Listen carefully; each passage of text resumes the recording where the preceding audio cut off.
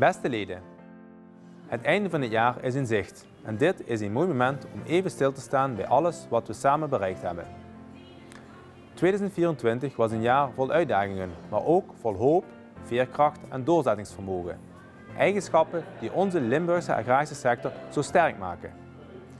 Namens het bestuur en alle medewerkers van de LLTB wil ik jullie bedanken voor jullie enorme inzet en betrokkenheid. Jullie zijn het kloppende hart van onze sector en we zijn trots op wat we samen hebben bereikt.